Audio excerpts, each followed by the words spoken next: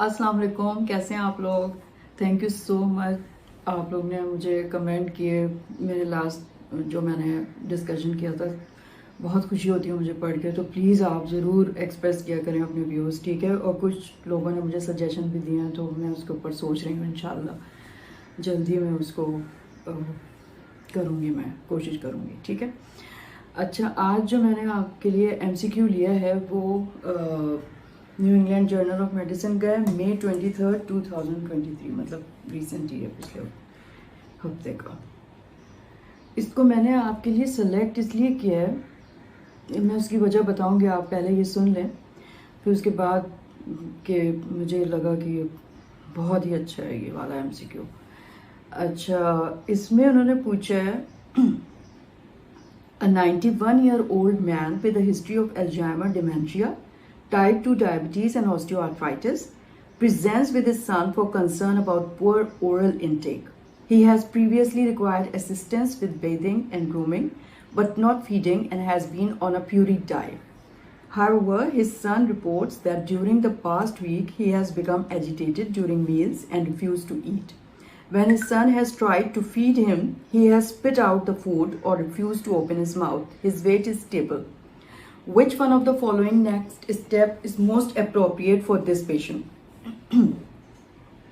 अब उनके ऑप्शन है, ए उन्होंने लिखा है प्रोवाइड रीअश्योरेंस, बी है remove any current dietary restrictions, C है perform a dental examination, D है start a trial of antipsychotic medication, E है स्टार्ट अ पेन मेडिकेशन। ठीक है, अब आप क्या करेंगे इस सूरत में कि 91 ईयर ओल्ड आदमी है, Alzheimer's dementia, type 2 diabetes, osteoarthritis है उसको, और अब जो है पुअर इंटेक, ओरल इंटेक हो गई है। और पहले जो है ना, मतलब activity of daily living, bathing और ग्रूमिंग तो वो खुद कर लेता था, सॉरी उसके लिए असिस्टेंस होती थी, लेकिन फीडिंग वो खुद कर लेता था प्यूरिटाइड में। अब उसका बेटा कह रहा है कि पास्ट वीक से जो है ना वो कुछ नहीं खा रहा और बहुत एजिटेटेड हो जाता है खाने के बाद, बिल्कुल अगर ज़बरदस्ती खिलाओ तो थूक देता है। तो अब वो बहुत कंसर्न हो गया उसका बेटा कि भाई क्या हो गया इसको, क्यों नहीं मुंह खोलता और क्यों नहीं खा रहा है। ठीक है, तो अब वेट उसका वैसे सही है, तो अब क्या करेंगे आप। तो मैंने तो उसका जो ऑप्शन चूज किया था ना वो सही था, यानी कि परफॉर्म अ डेंटल एग्जामिनेशन।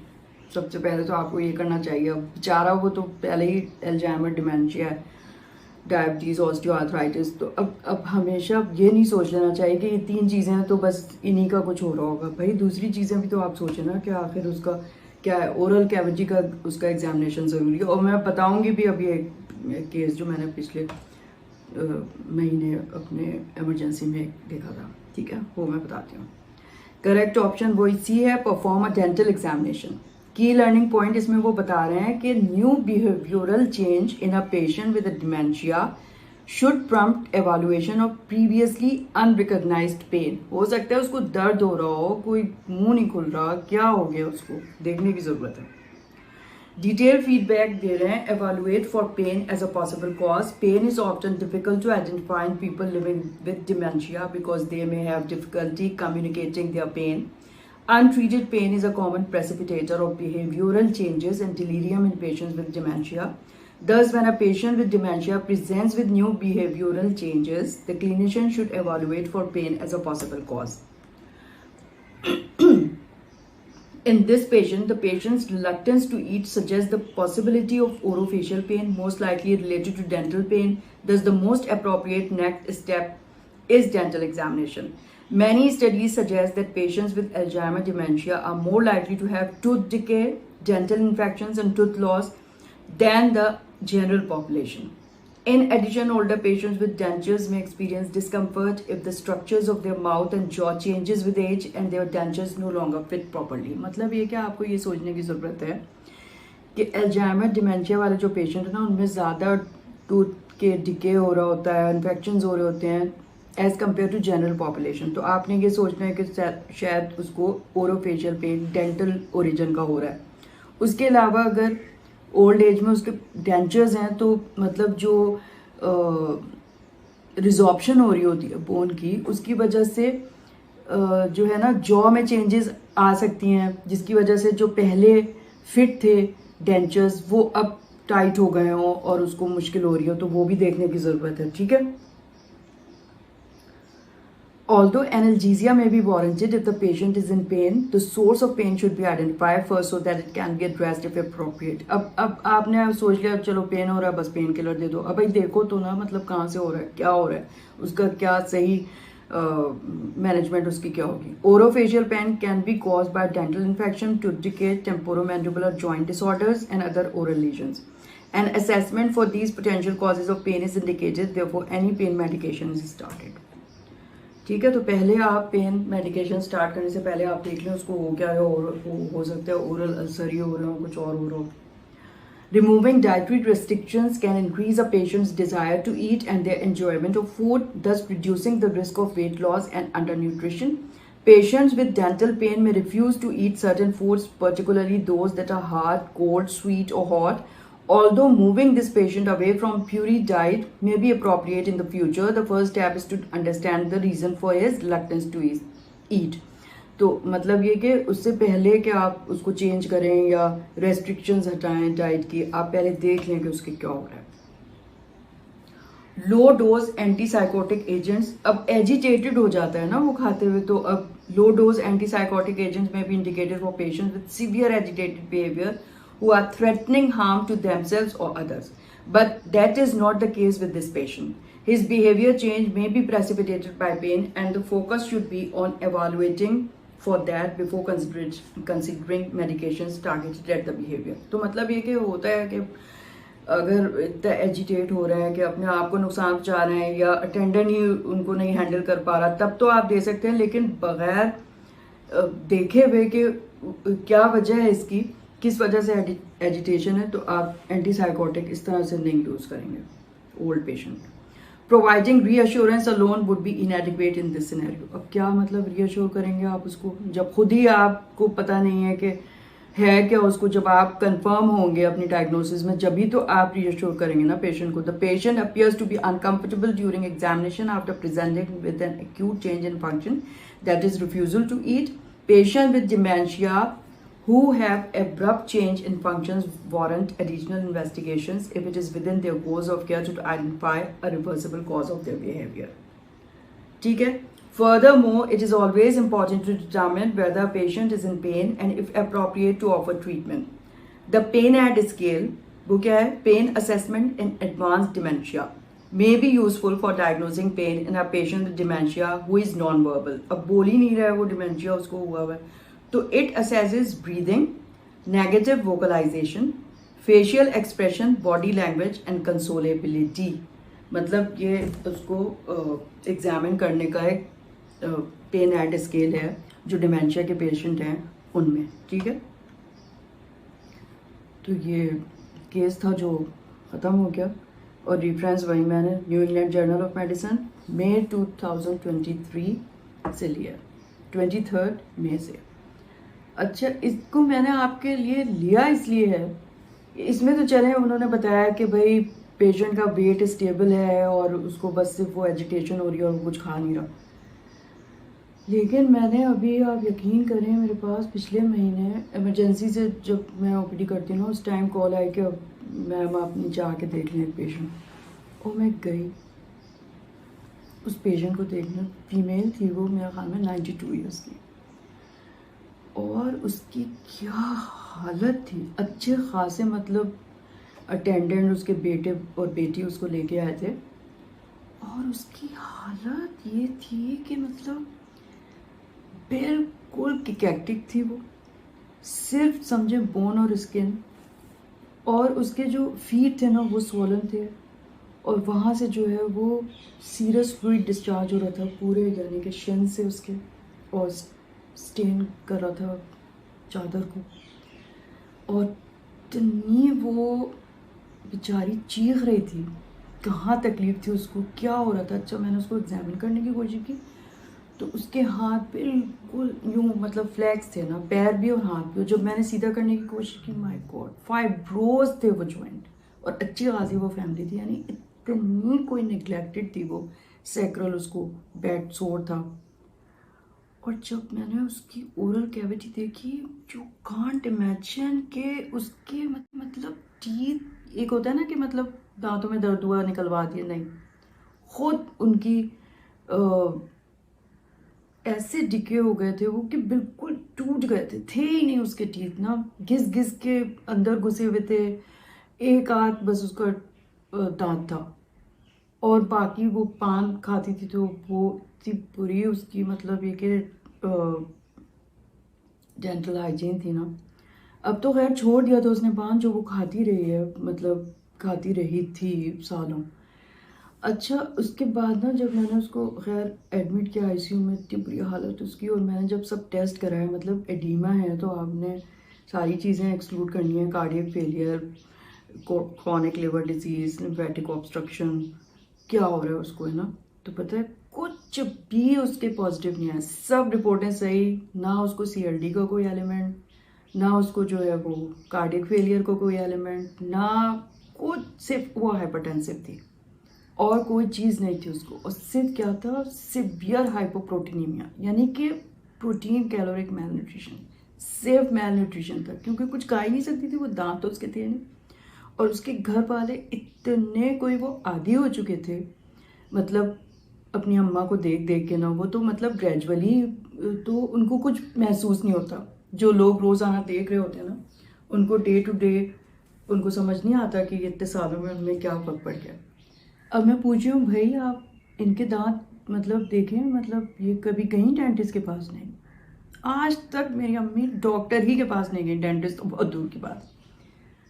उफ खुदाया, मतलब अब कहने का मकसद ये है कि अब तो ये वक्त नहीं है कि अब डेंटिस्ट कुछ करे उनके दांतों में। अब 92 ईयर्स की हैं वो, लेकिन जब वो 70 बरस की होंगी तो बेटे बेटियों का ये फ़र्ज़ था ना कि अगर उनको दांत में कोई प्रॉब्लम हो रहा था तो वो लेके जाते। अरे भाई, मतलब दांत गिर गए हैं, कुछ भी हो गया है, निकाल दिए डेंटिस्ट ने, तो डेंचर्स बनाए, ब्रिजिंग होती है, जो भी उस वक्त अप्रोप्रिएट उसकी मैनेजमेंट थी वो करनी चाहिए थी। मतलब उस वक्त आपने नहीं सोचा क्वालिटी ऑफ लाइफ का, तो सोचते ही नहीं है हमारे यहाँ। मुझे ही ऐसा लगता है कि जब बूढ़ा हो जाता है कोई, तो उसको बस समझते हैं कि बस अब तो बूढ़े हो गए हैं, मतलब अब तो इनका चल चलाव ही होगा, तो कोई तवज्जो नहीं देता। हालांकि आप देखें, अगर 10 ईयर्स भी अगर एज 10 ईयर्स भी अगर है कि जो पॉपुलेशन में नॉर्मल एजिंग है, उसमें अगर जितना जीते हैं लोग, तो उसका अगर 10 ईयर्स भी बाकी है ना, तो आपने बिल्कुल उसी तरह से उस पेशेंट को ट्रीट करना चाहिए जैसे आप किसी यंग पेशेंट के लिए करते हैं। ठीक है, अगर 10 साल भी उसके प्रोबेबिलिटी में बाकी हैं, लेकिन हमारे यहाँ अब अगर 70 बरस का कोई है तो मतलब आप ये सोच लेंगे कल कल को, या चलो 65, मैं तो सोचती हूँ 60 साल में ही लोग अगर पैरालाइज हो जाए, कुछ हो जाए, तो उनको तो बिल्कुल छोड़ दिया जाता है। यानी कि उनकी, अगर वो बेचारे हाथ पैर नहीं हिला सकते हैं, स्ट्रोक हो गया, कुछ भी हो गया, तो भाई आप पैसिव मूवमेंट करवाएं, उनकी करवट बदलवाएं, उनका पता नहीं क्या, बहुत बुरा हाल। और अच्छे खासे लोग, ये नहीं, और गुर्बत से इसका तो कोई ताल्लुक नहीं है, मतलब केयर वगैरह का, अच्छे खासे लोग, यानी मिडिल क्लास फैमिली थी वो। इतना अफसोसनाक हाल था ना उसका। और वो चीख रही थी, तो वो कहते ये तो चीखती ही रहती हैं, मतलब ये कि वो चीखती ही रहती हैं, ये क्या बात है? तो जब पहली दफ़ा वो चीखती तो क्यों चीख रही थी, उनको कहाँ तकलीफ थी, उनको दांत का उनका क्या हाल है, खाती क्या है? वे तो कुछ खा नहीं सकती हैं, वो तो बस हम कुछ पिला देते हैं कुछ। बहुत बुरा हाल था, मतलब मैं इतना, मुझे अफसोस हुआ ना। खैर फिर उसको थोड़े दिन के बाद मैंने उनको डिस्चार्ज कर दिया था, सब बता के कि भाई इनका किस तरह से करना है, क्या करना है, लेकिन बहुत निगलेक्टेड वो थी। अच्छा, अब एक और मेरे पास एक पेशेंट आई थी, यंग पेशेंट, सोचें 35 ईयर्स की वो थी, और वो आई थी सवात से, ठीक है, सिर्फ इलाज के लिए कराची आई थी वो। और उसकी मतलब जब पहली दफ़ा मेरे पास आई तो उसकी हालत ऐसी थी, यानी बिल्कुल वेट लॉस, और ये जो है ना टेम्पोरल इमेसिएशन हुई भी, कि यानी कि वेट लॉस हुआ हुआ है बहुत ही ज़बरदस्त किस्म का, विद इन 5 और 6 मंथ्स, और जो है वो हर जगह बॉडी में दर्द हो रहे हैं, और बस सिर्फ वेट लॉस हो रहा है। तबीयत ख़राब है, ना उसको बुखार था ना कुछ था। पहली नज़र में तो मुझे लगा कि कोई मैलिग्नेंसी होगी या फिर ट्यूबरक्लोसिस होगी, लेकिन जब हिस्ट्री ली तो कोई फीवर की हिस्ट्री नहीं थी, कोई खांसी नहीं थी, कोई कुछ नहीं था। सारे मैंने टेस्ट कराए, थायराइड ये वो सीपी सब कुछ नॉर्मल आया उस औरत का। फिर मैंने उसका जब मुंह खुलवा के देखा तो दांत ही नहीं थे उसके, 2-3 दांत थे दूर दूर पास, आगे के 1-2।